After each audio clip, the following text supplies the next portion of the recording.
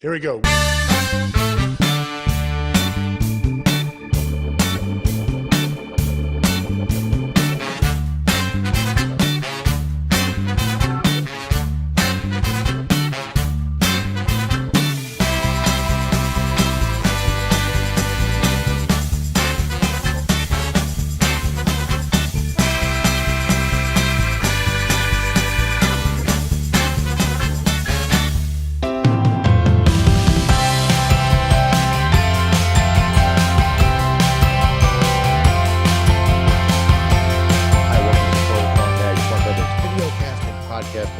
Ending August 19th, 2018.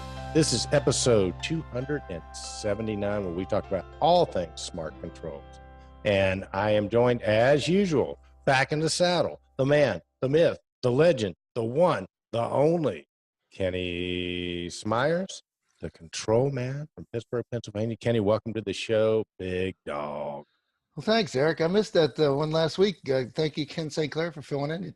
You did an excellent job. And but we did took a little foray down to Mexico, Cabo country, and it was a marvelous experience. That's just paradise down there. Well, I tell you what, rumor has it that just like Butch Cassidy and the Sundance Kid were beloved by the Mexican and the Latino community. They think of Ken Sinclair as what is it, Butch or Sundance? It's one of those because they call you Senor Sundance, right? It was the Senor Butch.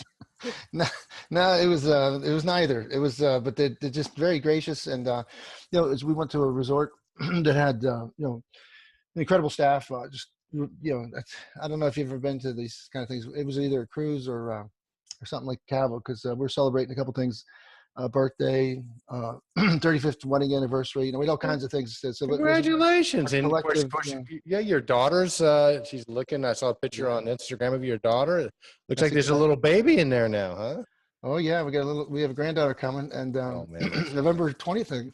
Excuse me, I got to clear my throat here. But this was my. I got a bunch of little things like this, knickknacks. That I'm getting Cabo. They call it Caboholics. Nice. I've never been there before, but that's where all the movie stars go. It's supposed to be nice, huh? Yeah, Sammy Hagar has his Cabo Wabo. He, of course, was with Van Halen in for a while and Montrose, and he was a hell of a guitar player, singer. I can't drive 55, Kenny. Sammy Hagar, yeah.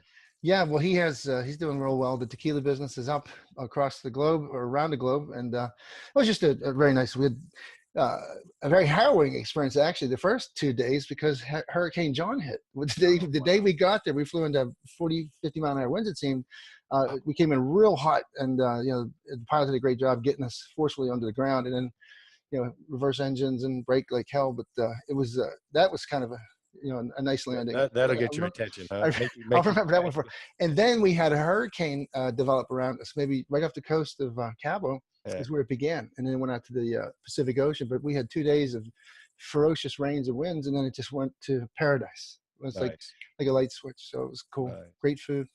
Well, man, and happy anniversary to you, man. It's good stuff, and Senor Sundance. I'm starting to get into it. I'm going to learn Spanish. I speak German fairly well. Losing some of the fluency because of it atrophies. If you don't use it, you lose it. And yeah, I can see it's not going to go away. We need to embrace all the opportunities we have. And there's a big nothing like Spanish with a heavy German accent. That's great. There you go. That's Rita. I gotcha. How about you? What'd you do? So I know you did. We're going to talk about the show from last week, but So I'm taking a lesson out of Ken Sinclair's book about the millennials. So I think I've told the community before. I sort of have two mentors. One of them is the first guy I ever worked for when I worked at McDonald's. So he's in his 70s now, and my other is Anthony Bronzo, who's in his late 20s. And so I call those guys once a month, talk to them, and whatever they're reading or doing, I investigate, right? So those who may or may not know, I love photography. That's sort of my latest hobby. And so I'm on Instagram. I've been following this young guy, people around town, a guy named The Film Guy, right? Tennis, I forget I can't pronounce his name, but he's a young guy, just a magnificent photographer and whatnot. So I hit him up on Instagram. Said, man, I need to cheat on my millennial buddy here. I got to come up with a new millennial friend. And so I've been going out and shooting with him and learning a lot. It's very interesting, the perspective from the youngsters, and it's changing. I think it bears talking about because as us older leaders are dealing with the younger people. There's something I heard the other day, Kenny, on the radio down here that a big controversy in Atlanta, and you and I both played high school football, and people of our ilk that did are probably going to be as amazed by this story as I am. But one of the top high school football teams here in Georgia, their players all walked out of practice on Wednesday because they said the coach was making the practices too hard. And they refused to play. They said, we shouldn't be hitting as much as we're not. The coach basically had to back off, apologize, and adjust the practices. These are two-a-days to meet the need, to meet the requirement. Could you imagine you or me or your brother Tommy or your brother David or any of us playing high school football saying, "Coach, sorry, it's too hard. You got to back Well, off." I think you're probably talking about the drills where you're laying on your back and you get up and you scramble and you hit head on, and what's that, trench warfare they called that? You dread them, and then that's where people show who's the biggest hitter, who's the most ferocious, and so back then that was how football was portrayed. That was when you proved your mettle. But you're right, you couldn't have done it because the first guy that would open his mouth would have been off the field, and never played again. At school. So to show the solidarity, but you're right about the millennials, but they're smart now, so they realize that there's concussion protocols. Yeah. Literally, why not just run over and hit a wall instead of hitting the next guy? Because if there's no benefit from it, if you're doing form tackling, and stuff like that, you still have to practice and you have to be prepared because it's like boxing. One of the first things I learned about boxing was you have to be able to take a punch. You're going to get hit. Right. And the thing is, what do you do when you can't see? And somebody nails you in the nose and both your eyes are watering and you can't see. What do you do? Right. A lot of people have a tendency to quit, get the hell out of the ring. Right. In football, get hit. Now, what do you do? How do you recover? How do you get back? Well, and to your point, I'm not saying it's a bad thing, but I'm saying it is a sign of the times. And and again, if you're Kenny and my age and played high school football, you really realize what a step this is, because there was no way, no how. No, it just could do that, and there's no way, no how that your parents would allow you to do that. And apparently, the parents got behind this too. So it's interesting, and I think it just gets to the whole point that we're in a whole new world, and in many ways, I say a lot better world. But we're going to have to adapt to it. They're not going to adapt to us. We're going to have to adapt to them. It's like music. You're right. I agree with you. And I think that was very well. So I think it's a great example because, again, the level of intelligence and awareness is increasing. You can't suppress it. It's like the internet. So once it's out there and you get people thinking about it, intelligent people that want to play football, but they don't want to walk away with a permanent scar. Yeah. And you're saying that the dialogue, the coaches have to change their dialogue. Excuse me. And yeah. And I'm glad you said that because, I think the NFL is getting ready to make the, import, talent. The level of the numbers coming into Pee Wee football and stuff is so strikingly serious. They got a problem in the pipeline already. Yeah. You get all these Division I, Division II, Division III. They're so used to having that big football, that generates all their money, and it's the power. It's the workhorse of a university. Right. Is their football team. Look at Georgia and Georgia Tech and all those fabulous teams down south, Alabama, Arkansas, right. All up here, Penn State, Pitt, but imagine when people quit playing football and you can't get them. So the NFL is going out and recruiting rugby players out of all around the world, New Zealand, Europe. Falcons have one that's playing for him.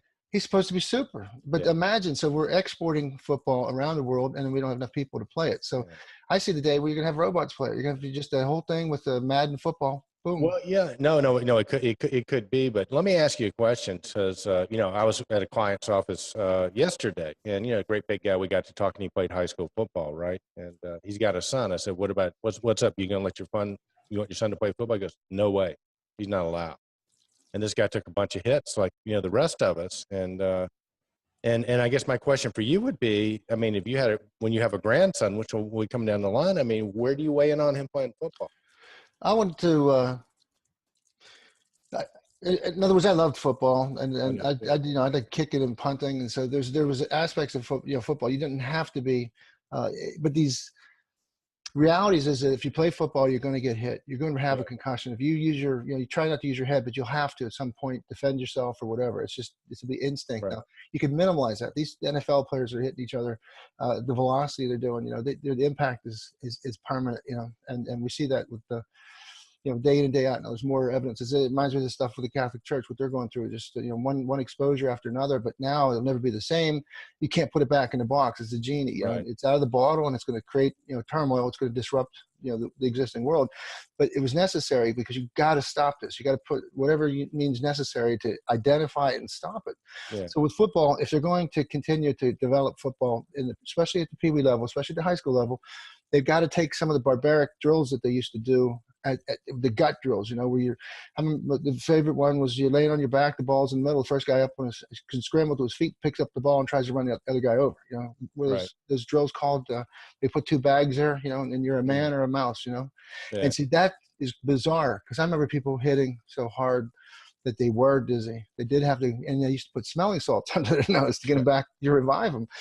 So I think if it's going to survive, it has to evolve, and it can evolve properly, and everybody can benefit. It's a tremendous industry. It's a tremendous, it's a skill. Football is a skill sport. Those guys make it look so easy, but if you've ever played it, you know how difficult it is to block, Right. how to tackle, how to. Well, and I think too, Kenny, that the thing that I keep coming back to is that I think Ken Sinclair is on it with the fact that our version of the smart buildings of the football coach. And I think that that's a reality that we're all going to be working on. So we'll talk about a little bit, maybe a little bit more in the show. But listen, I think you got some shout outs this week, and hey, we missed the shout outs last week, buddy. What do you got? Well, we got a couple guys celebrating work anniversaries. We have Paul Thomas, congratulations. We have Martin Fransham. We have Chris Kimball, another work anniversary. Howard Berger had a birthday last week. Happy birthday, congratulations, Howard Berger. Tommy Hodgenes, our Nordic friend. Yeah, from Norway. Yeah. He has a new position, and he's doing well. We got some feedback from Microsoft. They said that they like what we're doing, but they're not ready for us. It said the marketing director said we are going to wait a little bit on being a guest, but we got some feedback. So we're seeing how change is afoot. We got the big dogs. We covered the Microsoft in the what was that called? At the Realcomm IBCon. Yeah. But they had a name for it where there was 5 or 6 Microsoft clients that had taken Microsoft using the Azure platform. Pavilion. It was a market. The Pavilion. Yeah, that's right. But so there's a lot going on. Congratulations. The industry is getting changing. People are moving around professionally. What else we have? Andrew Fletcher had a birthday. Let's see. Yanni Paramore. He is celebrating his 2nd year at Evolved Buildings.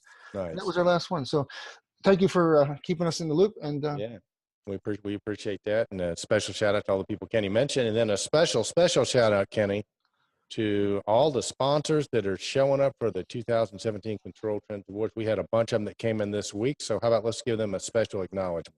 I want to thank the Thomas family, George and his daughter, Contemporary Controls, platinum sponsor, KMC Controls, Tim Vogel and the team. Thank you very much. Gold sponsor, Functional Devices and Connect Air. Angie and Sarah Monteleone came on as sponsors. So thank you very much. And absolutely. We're going down to Atlanta next Monday. Hang on. There's another really big one that came through this week. Even though he's a big Patriots fan, still love this guy. Dan Preston and Johnson Controls came on as a platinum. So that's right. Good point. We appreciate them, and we got a lot of people, hometown people that I think are still in the loop coming in. I look for Blue Ridge Technologies to come on, ALC. Hope we can get them on. Honeywell's home office is in Atlanta right now. Literally, you could throw a rock from the Fox Theater where it's going to be and hit the Honeywell office. I'm going to try that when we get down there. I'm going to break the window. So we probably shouldn't even allow them to be on this year since it might be unfair competition since they're so close. And of course, you got Acuity who's already on. Just Tech Acuity's already on. They're local. Right. Well, I feel bad because Blemo's on, EasyIO's on, Vicon, Ed Merwin and team are on. So I'm sorry, I was just announcing the ones that came on this week. So. Right. No, we got a great setup here. And speaking of EasyIO, special shout out to Mike Marston, Lim, Gordon Chen, and the boys. Gina Elliott is running the U.S. operation, so we're not getting to see our good friends or talk to them as much. But hey, guys, we think about you guys a lot, and looking forward to seeing those guys when they come to Georgia for the 2018. Well, that's our first post. Was an EasyIO America's post. In other words, we're seeing how the marketing definitions are coming together with EasyIO. So they had put Gina Elliott in charge of North America, and now it's the Americas to include South America. So we're seeing this expansion is just on an avalanche route. Our post says EasyIO Americas, lots new. New customer solution system, product spotlight. They have a MIG-FE gateway, which is a protocol buster. And there's a great case study.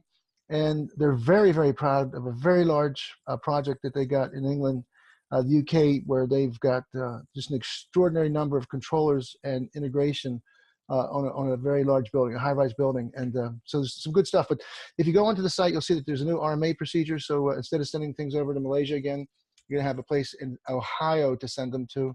The online stores coming, and then the case studies. So the 10 Trinity Square former office building is now used as a residential building with a hotel and spa. 7 levels above the ground and 3 below. 41 apartments, 100-bed hotel. So they get 250 FC20s, 40 FG32 controllers, 12 FG20 controllers, and all the displays for the system view. So it's a really cool installation and application. So well done, EasyIO. Yeah, well done for sure. So. Well, and you're right. We'll see them. We'll see them coming in. There's a Controllers Group North America meeting, September 10th through the 12th in Chicago. Oh, they'll be there. They'll be there. So we'll see them there. Yeah, good deal. We'll have to get some footage of them. Yeah, because I know the community is missing hearing Mad Mike Marson and his mad. It's not going to be there. It's going to be Brian Klein, Gina Elliott, and Lim Hoon Chat. Oh, well, Lim's going to be there. Okay, well, cool. Sounds good, brother. Next up, we have LinkSpring announces 2 business development managers that joined their technology solutions partner team. So this is a press release came out of Lee Summit, Missouri. And we know who LinkSpring is. They're a premier developer and provider of open IP solutions for building automation, energy management, and edged enterprise integration. So they got 2 very, very competent professionals joining the team. One is Gary Matthews. He joins LinkSpring. He has over 30 years as account management, distribution channel development, and partner recruiting, and branding and target marketing analysis. So he'll be handling the, one's going to go to the US, Canada, and then one's going to go to Central and South America. So let's see here what we got here. So second individual's name is Danny Kelsey. And he's got a bunch of experience too, and he's going to be a sales manager, senior project developer. That's what his former professions were, and a BAS installation of service and technician. BAS installation service technician. So previously, Danny was the lead BAS project manager for a company out of Houston and San Antonio areas, and now he's joining the LinkSpring team. So he's going to be giving the Southwest and the Western part of USA some technical support. Very, very cool. Well, speaking of LinkSpring, your friend and mine, the guy who makes sure everything happens at LinkSpring in terms of marketing and all that good stuff. One of the most brilliant people we know, Mark Peacock. Kenny, where will he be Monday around 11 o'clock? Do you know? Well, he'll be heading towards the Fox Theater, which is the location of our 2018 Control Trends Awards. We have the pleasure of meeting Mark at the airport. We'll travel as a team. Control Trends Awards is going to go and visit the Fox Theater and iron out some of the logistics and make sure it's going to be the best show ever.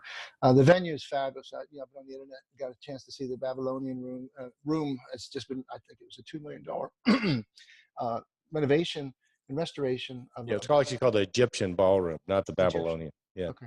That's the Atlanta Zoo where they have the baboon. Well, it reminded me of Babylon. It's a fabulous, beautiful place. I mean, it's lavish. It's gorgeous. It's very decadent, very, very, very. It makes you think. I want to say bad thoughts, but yeah, if you were there with your wife or a girlfriend, you would go, yeah. Well, it has so many components. It functions as a theater, so they have live performances. It's a banquet hall, but they've got some other interesting areas. In fact, they give tours, so it's like a museum quality. So the museums are really good word to describe it, Kenny. It's like something out of ancient Egypt. That's what I mean. That's why I went with Babylonian days instead of Egyptian days. So thank you for that correction. That's but what I want to see is supposedly there's a patio area. It's supposed to be gorgeously decorated, and then you can overlook it you can see Atlanta, and I don't think I've ever seen Atlanta from the patio view that's right there by our venue. Guess what it overlooks? Honeywell's building. The Honeywell's building. Yeah. Okay. Well, You're I got right to see there. this. I want to see it for Yeah, myself then. it'll be great. Well, I tell you, we'll take a camera down. Maybe we'll shoot some footage so we can show it to our community. Maybe on Right. Right. the show. So. Well, we're looking forward to it. So our point of contact down there, Nancy, is ready for us. Actually, our appointment is at 1 o'clock, and we're going to get the chance to really iron out some of the details, Yeah, find out how we're going to complement that. Make again, it's all about the presentation, creating that Hollywood moment. This gives a venue. This venue gives us all the room we need, so we're yeah, not cramped. Like in some of the previous venues where we had limitations on seats, and we're concerned about people's views to the stage. yeah. This is laid out, and the presentations can be fabulous, almost like the Orlando Hard Rock Cafe, if any of y'all remember that. But so we're excited, and then we're just going to have to figure out kind of the run of show things. This is our first draft version, our beta version Yeah. of the show. So And I think if any of our community has any ideas that they'd like to convey to us, have been to the Control Trends Awards, now's a good time to do it. And because we have a great email address called contact@controltrends.com. Control Trends Contact, all one word. Awful. Couldn't get any better. Everybody somehow, we had people that took some of the name that we had and wanted it for their own domain purposes. So Yeah, we had to just keep extending it. So you don't get dizzy or fall asleep. Control Trends Contact at gmail.com. And we get them. We get one every it's not a very good Gmail. So I right. think we Well, will maybe be what we'll looking. do is maybe we can just put a link somehow. We'll figure that out. Because the other thing that we which was a great idea in terms of the guest, I just have not gotten it done, is we want to create a link. So if you want to be a guest on the show, you can basically just click a link and then, give us your information. Because really and truly, people ask, how do you get on the show? Just ask. Well, Because, especially our sponsors. We want some marketing collateral. We're going to begin the nomination phase of Control Trends here in the very near future, and we want to be in the best position to preview, some of the exciting solutions, people, products, and to do that, we want to make sure that we're in touch with the marketing folks that really have something exciting to share, and the new products are incredible. I mean, we did recent history with Optigy, Optigo. yeah, Uh, and then we have Intessus coming in on board. So there's things happening that the technology, to the earlier point about the evolution and about how smarter ways to do things, and what it does is as we're going to get into one of the posts again, we're making the space that we spend so much time in as pleasant, as productive, as efficient as possible. And we'll be talking about one of the newest variables in that component. That presentation is going to be voice. And you yeah. guys covered that pretty darn good with last week's Control Talk Now, but we're going to have to revisit it because we'll have a post that kind of gets us back into that realm. Perfect. Yeah, that was a great show last night. Lawrence, if you're listening, man, that was awesome. So he's got a podcast, Lawrence. Well, the biggest thing about that impressed me was how long this has been going on. We talked about Nesmith, high touch, John Nesbitt, Yeah, that goes back to 1970 something. This guy yeah. was way ahead of his time. Right. Well, to hear Lawrence say about the guy, what's his name, Mike something or other, Mike Weiser Hmm. from Xerox, 1995, they were talking about the space. They were talking Right.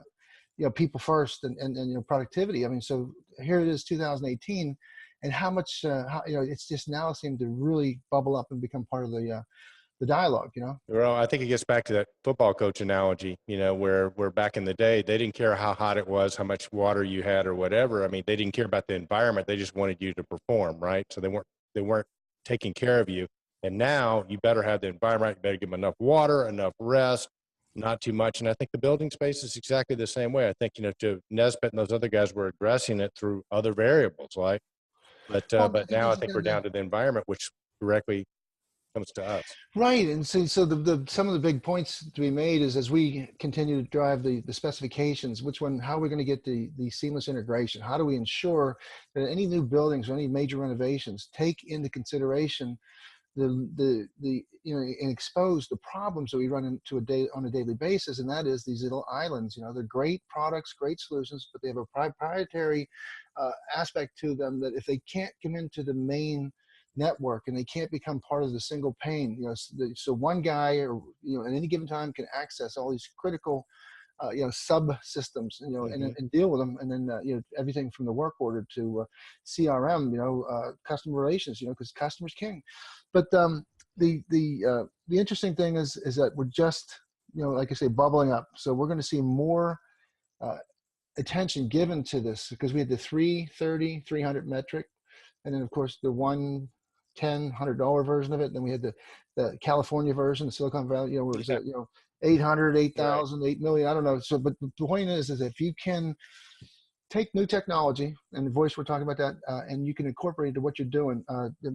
Ken Sinclair mentions, the company, was it USB out of Singapore, Yep. Unified Box out of Singapore, that when you make frictionless environments, open and close, turn on the lights, answer the phone, call Eric, when you can put that into a person's regimen, you free them up in many ways that they can become more creative, they become more competent, they become, or they become, we don't know what that's going to be. I mean, there's always that interesting. It's a dynamic thing, and it's evolving, and it's kind of like, again, and I think what Ken and I are really struggling with, we think this is definitely a real phenomenon, and what we're trying to ferret out is how do we play it in smart building controls providers, whether you're an integrator, an engineer, or a distributor, how do you participate? And I think the engineers are probably going to lead the way on that, because they're probably going to be the guys getting the first calls. How do we make our space better, right? Well, I mean, we have a post coming up, and I keep Okay. pushing forward. But the flashback Friday and the building renaissance, that's where we're building up to. All this is building up to that. We have a major change of foot. As you mentioned, we're making an analogy with football. How we played, we'd walk off the field. They gave you sugar pills and salt pills, and then basically that's poison now. It's like they give us these two little red pellets that was salt, and dextrose or whatever it was. These big wafers for sugar, and I love those things. I'd double up on them. They'd hand you one. I'd put my hand in those gigantic plastic containers. Remember those days? And then they finally came up with Gatorade. That was good one. That was revolutionary. That was a high technology back in the day, wasn't it? Thank gosh for Gatorade. But so about the voice activated thing. So here's a great use of it. Because I think I mentioned it. When Ken was so high on it, I went out got a couple of Alexas, and of course, my 5-year-old, my 3-year-old, it took him zero time at all to start talking to Alexa. So here's the big thing they do now. I mean, they must do this 1,000 times a day. Alexa, fart. Alexa will do it. So. Oh my gosh. Really? She's doing it right now. You can't hear it in the background, but I got an Alexa down here. Yeah, so they love that. So they do that. And Alexa, how do you spell poop? Alexa, how do you, So it's entertaining then, though. Oh, yeah. And then, hopefully we'll progress from that to spelling words. But well, how about Alexa, turn on the camera in the bedroom. Alexa, turn on the camera in the kitchen. Where's mommy? So, I mean, you got to be careful. I mean, like I say, there's all these corollary and these, what's the collateral, there's all these unintended consequences. Exactly. So, I mean, we got to play this out. We'll have to keep healthy and stay on top of it. Well, it's pretty cool because, Evelyn just started kindergarten. She rides the bus to kindergarten. Of course, my wife, who, she acts like a millennial. Okay. She buys one of these little chips she puts in her knapsack, right? So all the other parents are standing up. The bus said it was going to be here at 2:45. Where is it? Where is it? And Anna's looking at it. It's going, well, it's on Belle Isle. They just made a turn. They just stopped because it's in Evelyn's backpack, right? So it's sure. Cool. And that's another. See, that's the evolvement. It's positive evolution. I was watching a show. Oh man, you got me on Banshee. No, actually, Dave Simmers gave me Reed and I. We watched 8 episodes last night. We stayed up we started at 6. I think we went to bed at 2:30 because it was just it's a very fun. It's got all. It's an adult so it's probably R-rated or whatever, but it has so many incredible stories that and of course it's Hollywood or it's movies, but it's entertaining. But the point what you might not know about that real quick, what you might not know about Banshee is it's based on a comic book series. Oh, so Lucas Sims, is that the guy's name, or the guy who plays the sheriff? Mood or something. He comes from he's the disappearing sheriff, and his son. We got to the point where his son shows up. He said, "You're not my dad." And he goes, "So have a seat and let's talk about it." Yeah, that's a great show. That's a great. But the thing I was coming out of that show with is that the person talks about people evolve. People evolve, systems evolve. Technology creates the opportunity to evolve, and we got to take advantage of it. If it can make your life simpler, more enriching, safer. So I like the security stuff. I like what Roger Rebanak was doing. You got me started looking back some of our video interviews, and man, we've got some really great captures out of the at Niagara Summit, but one of them is at security. Oh, We yeah. have acoustic sensors now that can shut down, throw you into a threat level management scenario where just the sound of a bullet, they have sensors that can distinguish, the different, calibers of bullets, based on the acoustics. Right. And so we need that. We need to put all that stuff to work. We need to integrate that. We need to put that into the building automation system so that every school has that immediate level of reaction, Because guess what? If we don't, somebody else will. Well, yeah, that's for sure, because it's all about the network. It's all about data. And then we talked about some of the incredible control trends, or mega trends this year, cybersecurity, which takes us to our next post. It's a Tritium Technical Bulletin, Cybersecurity Advisory Affecting Niagara AX and Niagara 4 based systems. And so, basically in June of 2018, Tritium incorporated a number of fixes to security vulnerabilities in the Niagara AX and Niagara 4 through security update releases. Click to read the technical bulletins. We have a link. Two of these vulnerabilities, which are affecting Niagara systems on Microsoft Windows platforms, were reported to the National Cybersecurity and Communications Integration Center, the NCCIC, and Industrial Control Systems, ICS advisories. So required action, basically get it out to your people. Everybody has a Niagara installation, and there's 800,000 of them. It's important that Niagara AX and then 4 customers ensure that they have updated their systems to the most current versions to mitigate risk. Tritium takes cybersecurity very seriously and recognizes the security of our products is of critical importance to our customers and Niagara community. If there are any questions, contact your Tritium partner, your account manager, or support at Tritium directly. So, it's good stuff, but that's why we need to keep it in the forefront. It's a very serious trend. It's a very important trend. We just had another credit card. Somebody got a hold of Rita's credit card through our travels here recently. Boom, 5 charges that are clearly bogus and fraudulent, and just it's ongoing. So probably being somebody at one of the restaurants or somebody that did the transaction takes that information, throws it down into the black hole the black internet or whatever it is, sells it for a couple bucks. Yeah. And then it gets hit on until it starts out real small. They make it like an $8 purchase, and then they hit you with a big one. Did your credit card company call you with the alert? No, Rita found it, and she called. Well, I got to tell you, so mine is great. If they get anything that looks suspicious, I get a call. Or an email. This looks suspicious. So and sometimes I wonder whether or not they don't do them just so they can add that value added of we're alerting you that there's somebody messing with you. Well, I agree. You got to pay. You got to be concerned now, because there's another one, and I think it bears talking about, because again, this is a phenomenon that has been happening with cybersecurity. This is a great example of how different credit card companies are capitalizing on this trend. So there's one, because the big hassle with a credit card, I don't know about you, but you get a fraud, you cancel the credit card, then you got to wait a couple of days for them to send you another one. Then if you're like me, you got all your bills that are set up with a particular, you have to go in and you have to change all that out. You have to go, so it's a hassle. So there's one company that came out with, I forget who it is, but they basically got a deal where you can turn your existing credit card off until they get it resolved, and then turn it back on when you're ready again. So you don't ever have to get a new credit card. So they try, yeah. So, but again, it's an example of, okay, so here's something that's going on.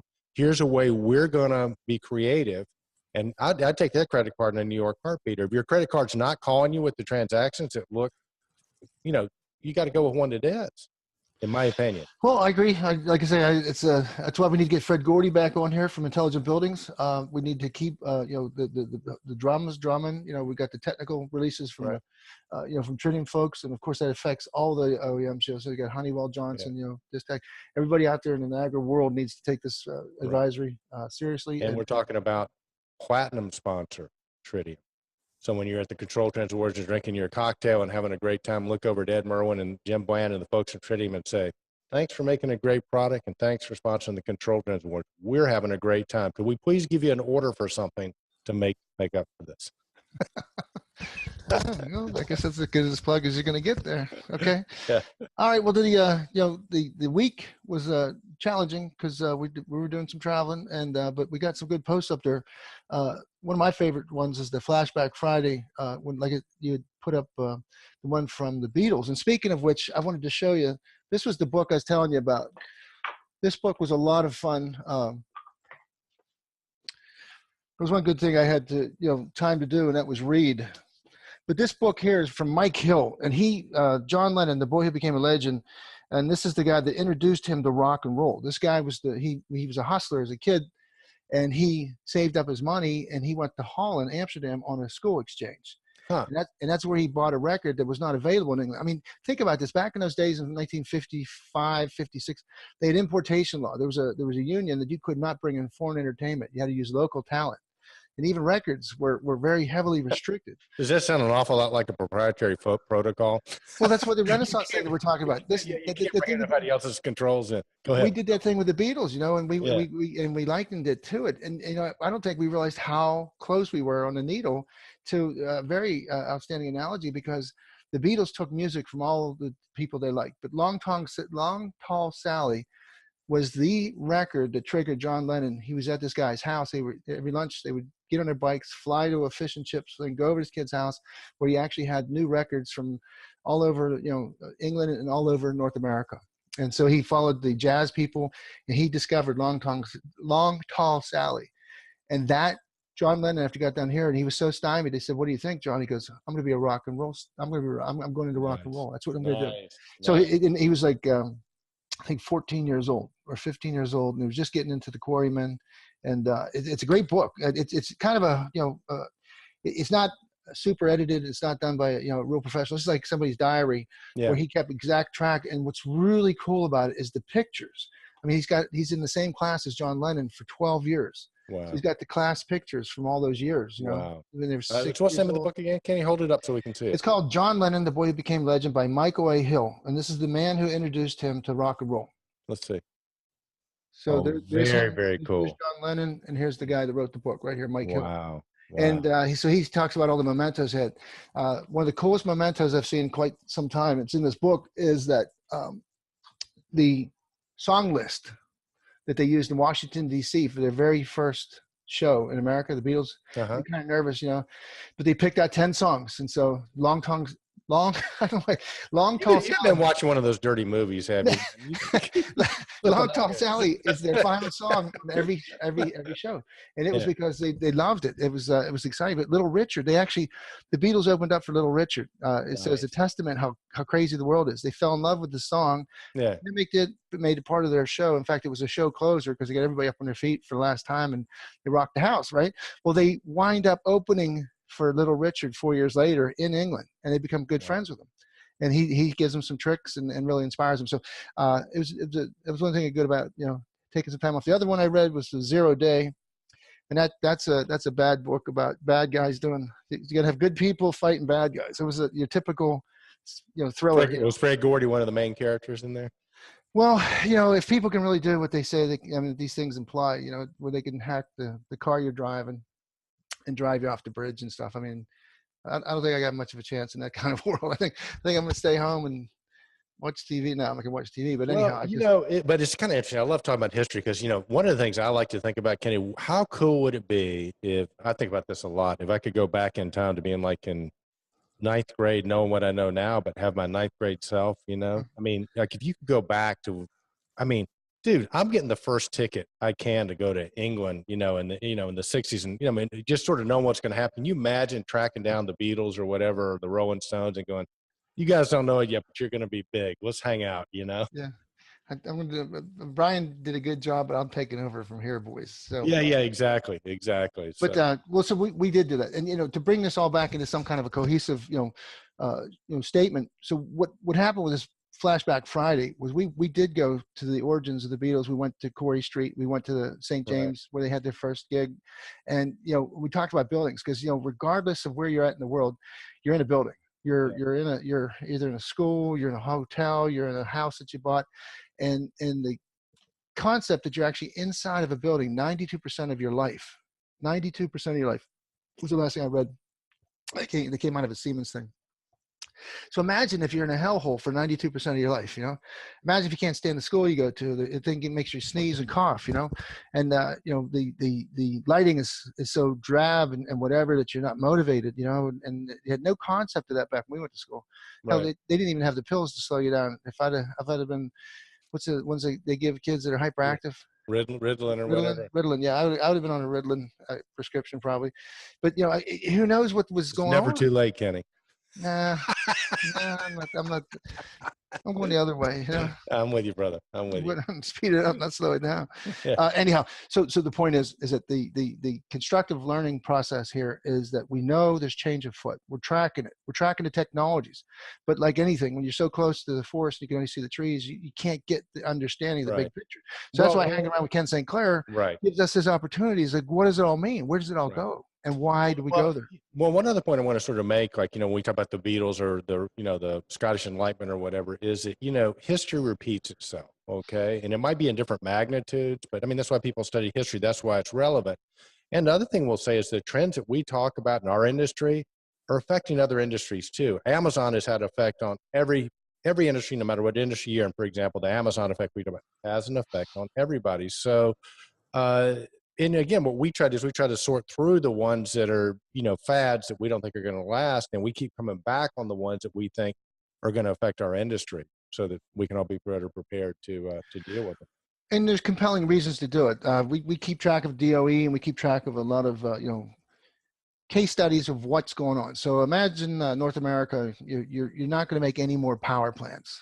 You're not going to. You got enough power plants there. What you need to do now is you need to tighten up the grid. You need to modernize the smart grid, and you need to take each single consumer of electricity, each person, each building, each entity, and you need to make it smart so that it can talk, so it can receive demand response notifications, so it can, a school, these gigantic campuses, these hospitals, every McDonald's is a gargantuan consumer of electricity. So we have the technology now to use the technology to put into smallest places now. So basically what we're saying is that there's 80% of the buildings out there don't have any connection to the smart grid yet. They don't have the metering necessary. They don't have the ability through the thermostat or through the meter to receive, notifications from, wherever that there's a problem. So we need to go in some sort of a strategy. We need to bump up the set points, turn every odd piece of equipment off for 45 minutes or whatever to get through that crisis period, so you don't go into a tragic peak. So when we know that the technology's here, the needs here, we need to find the products and solutions that ripple through all the chaos and all the negativity and all the grandfather clauses and everything are just resistance, because people that are in charge don't want to take the technology on in their particular careers or their particular places. And so it's going to become more compelling. So we got California driving Title 24.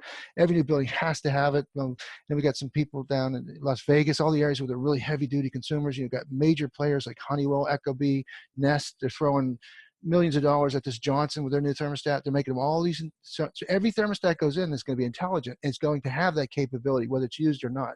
And so we're seeing this infrastructure being laid, and we're in the building solutions market. So again, we've talked about the common denominators, the common currency is building. So every time you have a chance to make an impact in a building and bring it up to a technology level that can be integrated, it's kind of compelling, because we have to do it. We don't have enough. We have power, but we're not going to make any more. So we have to use the power we have as well as we can.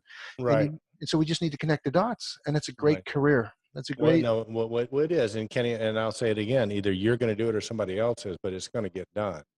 And it's either come through our side of the channel, the building automation side, or somebody in Silicon Valley is going to come up with a new thing, and a new Lindsay Baker's going to emerge. And so you're either going to be the driver of this, or you're either going to be the cause of this, or you're going to be the effect of it.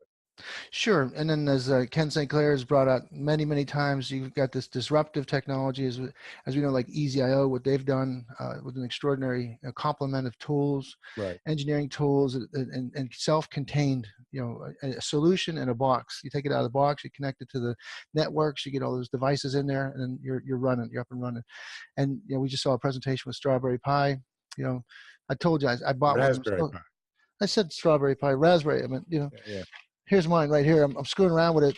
I ain't getting anything done with it, but it's that small and it's that simple. I don't know if you Hold can it up. Oh, we can't see it. Hold it closer. Yeah, now we can see it. Yeah. It's all connected. In fact, I bought one of the little kits because I'm just driving me crazy that, I don't want to fall behind. I want to know what the hell they're talking about. So I keep calling it strawberry, but it's raspberry. Anyhow, I just pulled the cover off it. But it's incredible. What they have in this little thing that costs $28 is scary.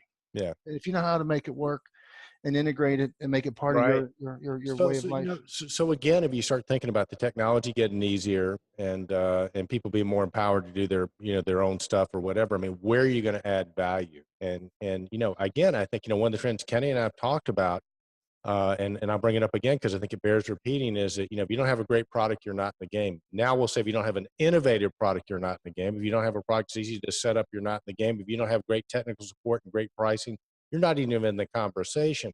But you take all those variables and you got a ton of players that can do all that already. So what's the differentiator?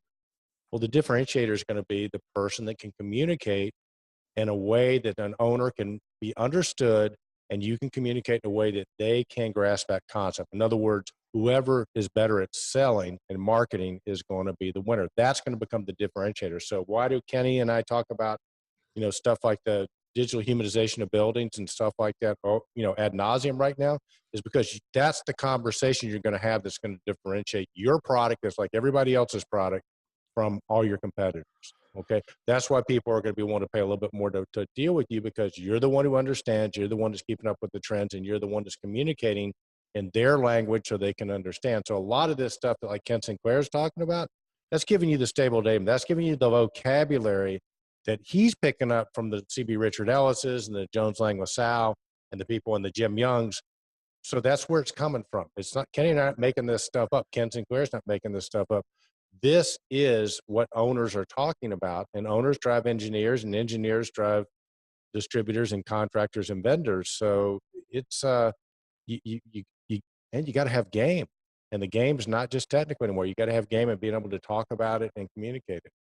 Yeah. Plus, I think you just, you got to, we talked about how the residential world is the first easiest world to conquer, so because people can become, they basically do it themselves. They do it yourself style, they get a hold of something and they start playing with it like hey Google, I bought one for us and one for each of our kids because I wanted to do something that, would be controversial and maybe good or maybe bad, because we have discussions over, is it eavesdropping us? Could it eavesdrop on us? Why would it want to?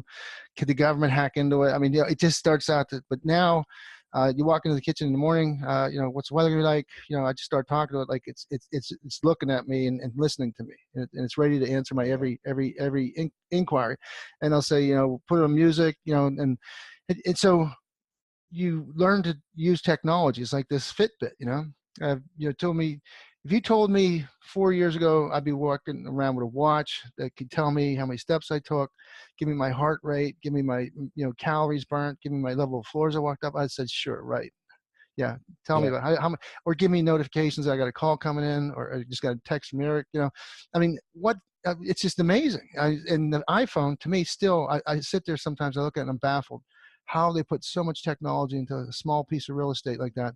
And what the hell took them so long, I mean, because, the pictures that you have, we were looking at kind of review. We got some elderly folks in the family, and unfortunately, as people pass away, and then you try to rouse up pictures. Well, when you and I were young, we didn't take many pictures. I mean, the pictures that we have were either school related or, Christmas related, or some kind of event. Right. But we didn't take pictures for sake. We didn't take a picture when we drove down the road or went to school, or here's me in front of this. So there's not much documentation. Now it's over documentation. You got too much. But to think that you can send, like we do the WhatsApp thing. So we're talking to people in Germany or all over the world. Italy, a friend of mine's in Italy calls up, I just can't believe it. I don't understand the technology. I just go with it because I mean, I do understand it, but I don't know how they put it all together inside of a little tiny. Right. Right. And they're making a great deal of money on it. So everybody kind of wins. We win as individual people and citizens because we have, we're walking around with a computer that can connect us all over the world at any time. So people in planes give me a little bit. I don't think anybody pays attention anymore. They're all saying to turn their phones off and whatever, and yet everybody's talking. I'm like, I mean, how do you verify these people aren't cheating? Because you got the internet on the airplanes now, and inside of an airplane was just an amazing. It was like a compressed technology center. Yeah. Everybody had their version of it. Yeah. Everybody had either iPad, smartphone, or the back of the seat in front of them. They're watching the movie. I mean, I'm just baffled by how much we've improved and increased technology, how affordable it's become in such a short period of time. Yeah. And I want to see that happen in our building worlds. I want to see the people get what they need to do. Well, Manufacturers that get to it. I hope that's successful. there's it's happening. It's going to happen, and just the quantum leap you had your perception before and how it is now in such a short period of time.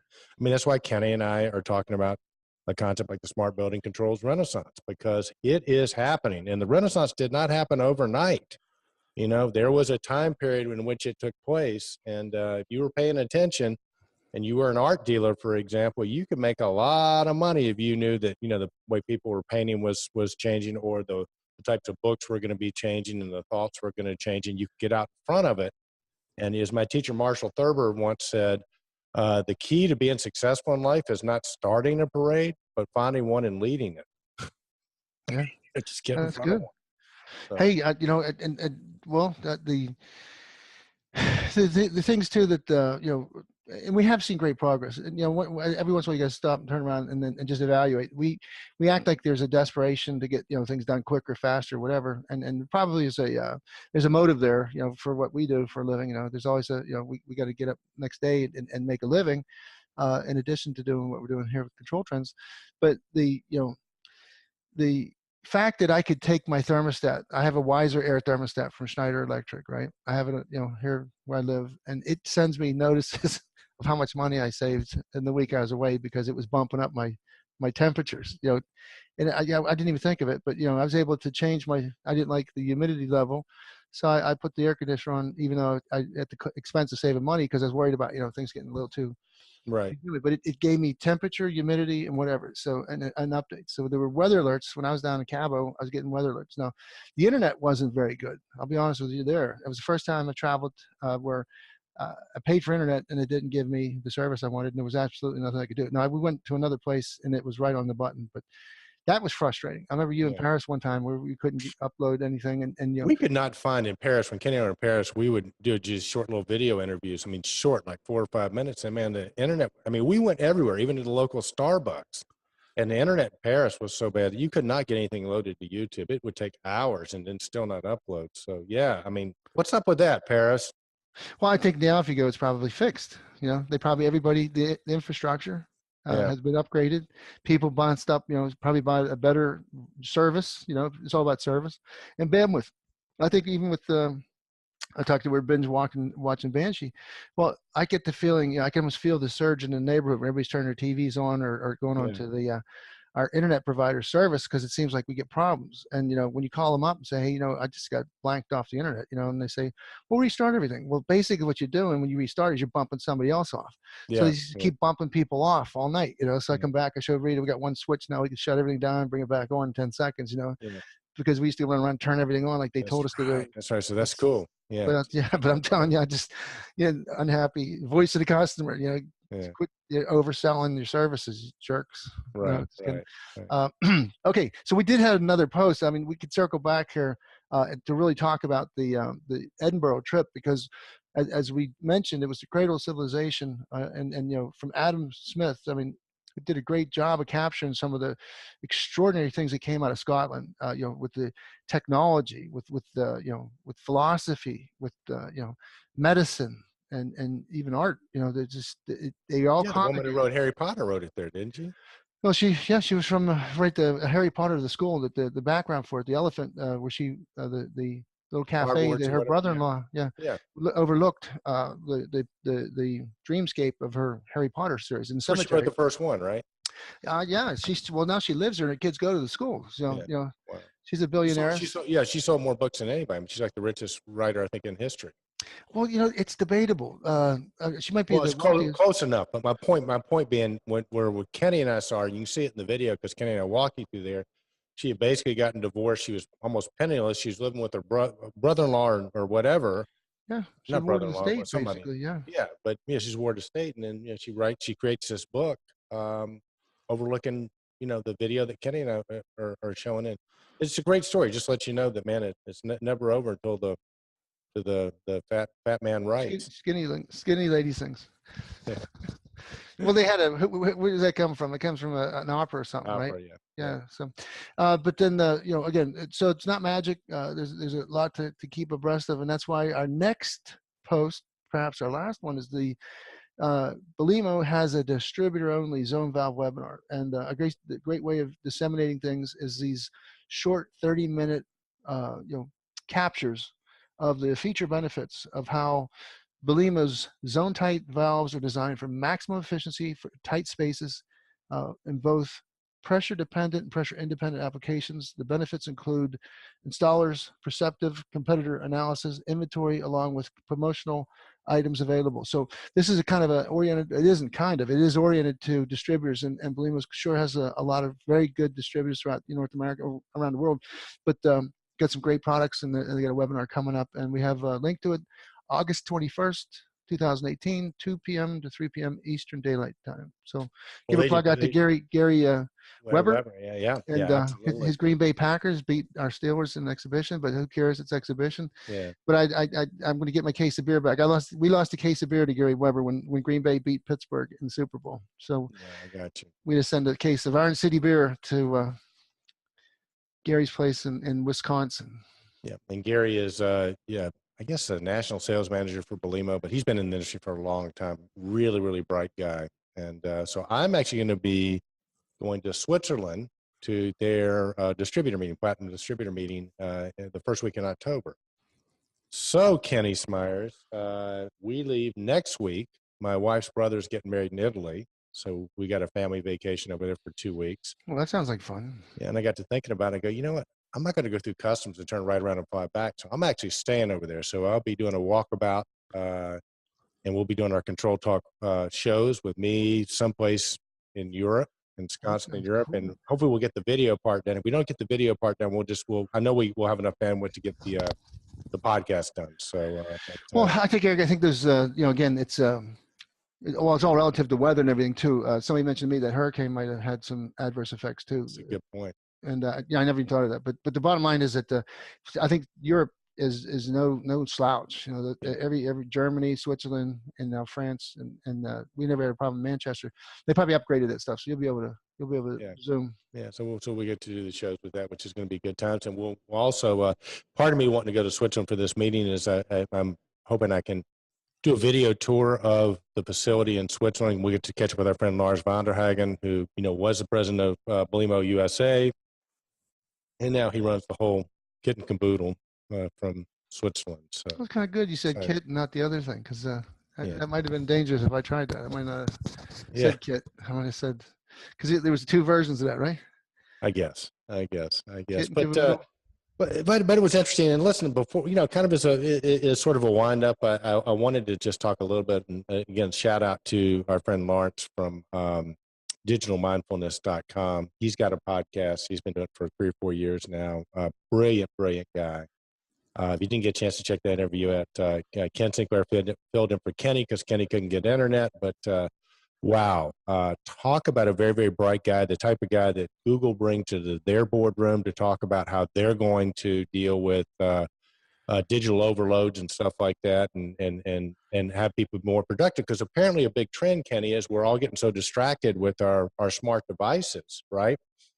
That it makes people very non-productive at work. So how can you not take away people's digital attention by giving them the information they need when they need it? How can it's all as part of having the space, and that 300 of the $300 rule be how you affect that, right? So again, some of the variables we have, temperature, humidity, lighting, are a big part of that. But I think this goes, if you want an indication of just how deep this is, because Lawrence is great. He's a PhD. He's been on board with this since day one. And really Lawrence and Puffo, PhD, is the founder of Digital Mindfulness. Yeah, I just give him a good plug, because it's very impressive. But he's like you said, he's a globally recognized expert in what's happening and why it's happening. And again, if you listen to the interview, he talks about first in mind and mindfulness, and the issues though are they've already he gives us the backstory where it all kind of evolved and how he himself got involved in it and the importance. But it's great stuff. And well, one interesting thing he talked about too, and this is probably not as relevant to our industry, but he talked about this thing called dark patterns, right? And he's saying that people are becoming very, very aware of companies that are using dark patterns. And so I got curious about it. So I looked it up on the internet, and dark patterns, and God, it happens to me a lot, or basically where people are hijacking your attention. It's one thing, but here's the example that really hits home with me. Have you ever signed up for something they say you can cancel anytime you want to, and then, you do it, you do it for a couple of weeks, you go, yeah, I really don't want to do this. And then there's no place in the world to cancel it. I mean, I literally got one of the podcast services that I was using. I've been trying to cancel the thing for 3 years, and every year they bill me, and every year I have to go to the credit card company, and they keep doing it. And there's no place you cannot call them. Any email you sent never gets answered. You just can't track them down. I mean, literally to the point that I went on LinkedIn and tracked down the founder of the company and was trying to, talk to him. But my point being, and Lawrence's point, one of the key points is people, or the newer generation, is very, very aware of these dark patterns. Now, one dark pattern that I think, our generation is sort of accepted, but the youngsters probably aren't, is proprietary protocols, right? They're going to, they would consider that in the category of a dark pattern. So if you're not open, and if you're playing any shenanigans, any tricks where we say we're open because we do BACnet or whatever, but we're really not, that could have an adverse effect on your product. And of course, now with the advent of social media, you get it out there. You cannot erase it from the internet. Ask these professional athletes. Once it gets out there, it's out there. And the best example I can give you is my wife will never go to a manufacturer's website to find out if she wants to buy their product. She always goes to reviews, best reviews, worst reviews. So I think that's gets back to that whole sales and marketing. That's a variable that we are dealing with right now. You have to play with absolute integrity, because these dark patterns. Yeah, I know, but I just put some counter thought on that. You know how we read that book 0 to 1, and how the only way you can really make an astronomical leap forward is to create a monopoly.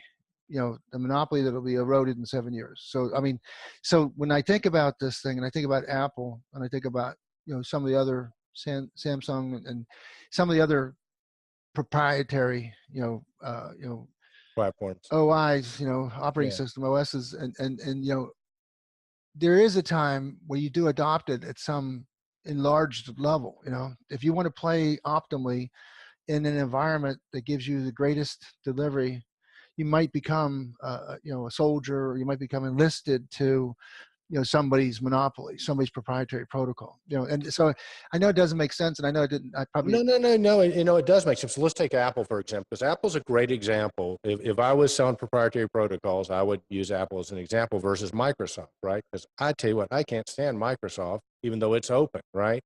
They're technically more open than Apple. But where Apple opens it up is they give you a ton of choices, right? I mean, the App Store, to me, the best apps are on Apple. I mean, I think Google and the rest of them have caught up, but so they haven't made the proprietariness, they've taken that, made it an advantage versus a disadvantage, and like you say, if yours is more secure, for example, with cybersecurity, if ours is more secure, even if it is quote unquote proprietary, you've got something to sell. But have a proprietary protocol and your product's not a whole lot better than everybody else's, then that to me falls in the dark patterns category. But if you've got a proprietary protocol and there's benefits to it that nobody else has because it's proprietary, like Apple, then you got a cause to argue for that. Yeah, so I think it's like weather. You have in clouds, stratification. So when you're operating in a level like a building, a campus, a hospital, where you're servicing, equipment and devices, and the name of the game there is non-proprietary, because you want greatest assimilation of data. You want greatest networking capability, greatest integration. So if you apply the proprietary position there versus open, you're hurting that market. You're hurting those people. At a residential level, it's your house, it's your complete, your sanctuary. If you wanted to go proprietary because you want greatest integration performance there, then at that marketing level, that makes sense. But Right. But what we're seeing is that the reality is in buildings, and this thing that EasyIO came out with, we have another gateway that can take proprietary protocols and break them. So maybe that's part of the game. Maybe that's part of the way we live, is that you build a pyramid, and then weather erodes it to the point where you don't remember what it used to be. Right. No, and I think the dark patterns, I mean, forget the proprietary protocols, but let's just say a dark pattern would be you use a proprietary protocol to get them locked in and then you jack the prices up so the cost of changes. So that would be an exploitation of it. I think, dark patterns too are like, like for example, control trends. When you register to vote, we get your email address and all that stuff because we want to make sure that the voters are legitimate when we do the control trend towards voting. But a dark pattern would be like us taking that, selling it to somebody else, or bombarding you with stuff you don't want where you can't unsubscribe, right? Even though you technically, I mean, there are people No, like now that I'm with you, man, because you, I you, have. you hit the unsubscribe button and then you keep getting the crap, and then you can't call anybody, so you basically have to report them. You have to go, it's such a hassle that you just go, okay, I'm just going to hit the delete button. And I guarantee you there's some savvy person that's sitting back there going, yeah, we're just going to make it so they'll, you know, it'll be too much of a hassle. They'll just keep taking the emails, right? Because Well, it's I a can't. hassle. I got another one for you. Okay, the health services and whatever. So I made the stupid mistake of going to the National Health Registry thing, trying to learn about it. My wife and I were talking about it. We were at one time buying our own medical insurance and whatever. So I registered for it. And that was the biggest mistake I ever did. Some companies have automatic computers calling you every day, and Yeah. there's one here in Pittsburgh out of the Bellevue area. It's a 736 number, and I block them every time, but the computer somehow creates another phone number or whatever, so it's not blockable. And I've actually talked to the woman twice. I'll answer the phone and say, I told you 2 months ago, I don't want your calls. I'm taken care of. Thank you for your response, but get me off your list. I'm down in Cabo. I get called 3-4 times a day from this place. I'm going to find out where they are. And I'm going to go visit them. And I got to see these people to believe them. I mean, they just, it's just so ignorant. And so, But you actually got a person that's calling you. I get machines. well, this is I both. This is a Oh, combination. I If, got if, you. I got if you. you answer, the machine does the legwork. And then All right, then, and if you hit the button, you get if It's light no, goes green, it's awesome. It's awful. It is absolutely awful. But again, I mean, I don't think you and I are unique in our visceral response to this, right? But that would be considered a dark pattern, oh right? yeah, so I agree. You shared one of your dark ones. I shared one of mine. So I Yeah, can't, yeah. but yeah. So we know what the negative effect can be. So I mean, you can push this thing to the nth degree, and it's no longer a good Right. thing. It's a Well, bad. and the great news with Lawrence is he's going to be in Atlanta. He's going to be doing a session with Ken Sinclair. So I mean, you'll get to be up close and personal with this guy. Is he coming to the Control Trends Awards? He is coming to the control table. I Super. invited him. So yeah. And Ken Sinclair are fighting on whose table he's going to sit at. But I told him he's sitting at our table. And Ken said, no, he's sitting at my table. So. Okay. Well, we'll see.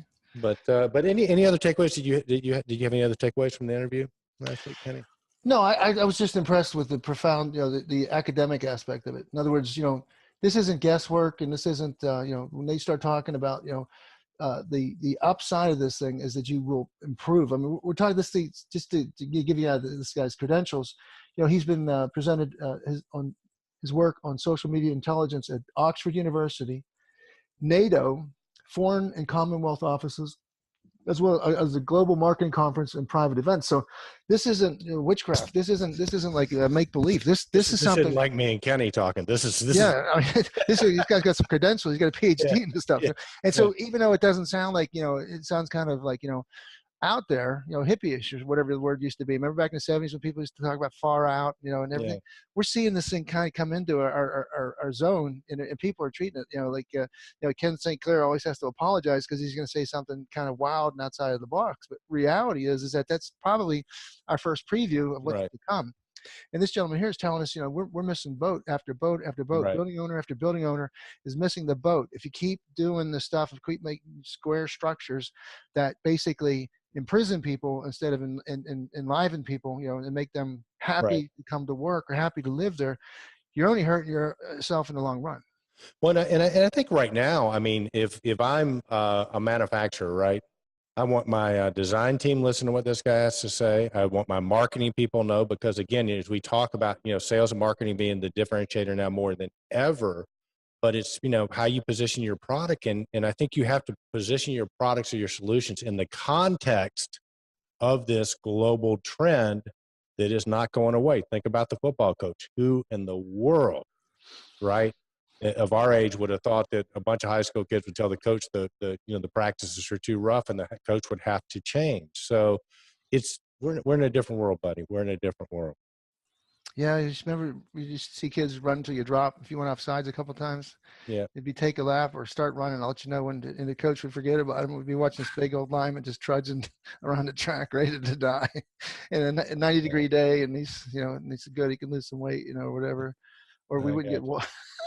The water was the thing. They wouldn't give you water. It's only You had to sissies earn that it. need You had to water. earn it. Yeah, you got to earn your water. Yeah, yeah. So it's kind of lucky we're here. But well, listen, dude. I think I want to take a minute. I want to thank our Control Trends community. We get out to the community through a bunch of different channels. We got a couple of podcasting platforms we come off of, and then Vimeo, YouTube, a couple other video platforms. But I want to specifically talk to our YouTubers right now. We're about to hit 8,000 subscribers on YouTube. So thank you very much for that.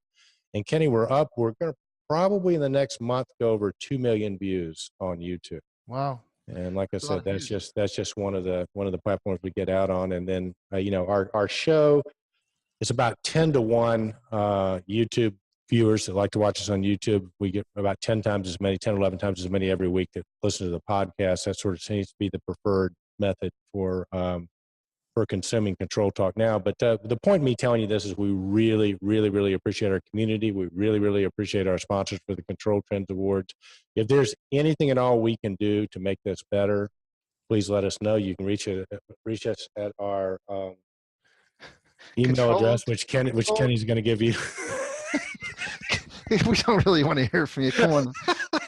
Forget it. If you don't like it, This is a dark pattern. We just came up with a really bad Control Trends Contact. Now, again, at gmail.com. At gmail.com. But, we're going to fix that somehow. I just had to figure out, supposedly we own our domain or whatever. So we could have like controltrends.com or something. I think who was it? Josh Bradshaw was telling us he could fix that problem for us. So for a slight fee, right?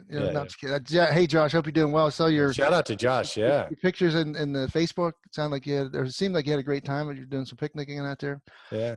Hey, Eric, you know what? It's coming late in August already. And guess what, man? Football's around the bend, but so is winter. So if I start getting depressed or whatever, you'll know why. It's I'm sensitive. Move south, baby. We'll be getting up giving up our short sleeve shirts, and then I'll be getting into sweaters again here. No, I'm just kidding. It was a great year, and there's a lot more to come. So before the year's out, we've got a whole lot to do, and so there's a lot of exciting things on the horizon. And again, see you Monday in Atlanta. Yeah, well, listen, I tell you what, let's do something a little different. Let's break it up. So you do the outro today, and I'll be, you be me, and I'll be you, and I'll do the Indeed. You go in, so you be me. Let's go. Hit it. All right. Well, that's a wrap for Control Talk Now, episode 279 for week ending August 19th. This is Ken Smyers and Eric Stromquist. We want to tell the Control Trends community to be bold, stay active, stay relevant, stay in control. You sound like you're doing a commercial. Hang on, we got to. You sound like you're doing a commercial for the AAA, for the old people's thing. All right, here we go. All right, Kenny, listen. Here's how it's done, buddy. Okay. All right. That's a wrap. That's another week on Control Talk. Now you got to talk faster. Your smart buildings, videocast, and podcast. We especially appreciate our Control Trends community. So remember, be bold, stay in control, stay relevant, and be mindful. Indeed, Eric. Indeed, Kenny Smyers.